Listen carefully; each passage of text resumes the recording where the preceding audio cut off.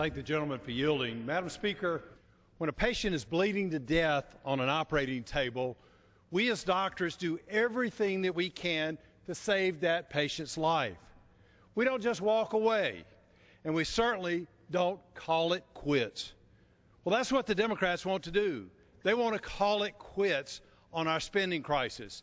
And the worst part is they're doing it for their own political gains. Democrats in Congress are intentionally plotting this government shutdown, and they hatched their plan months ago, I believe. If they wanted to, Democrats could have passed a long-term continuing resolution during the lame duck session without making any spending cuts at all. But instead, they passed a short-term spending bill so that they could play the shutdown card right now.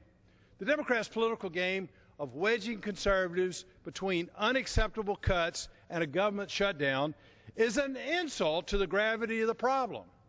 It's an insult to American families who are struggling to make ends meet. It's an insult to all the American people who are out of work. And it's an insult to us here in Congress, the members of Congress who are serious about trying to put this country on a road to recovery, economic recovery.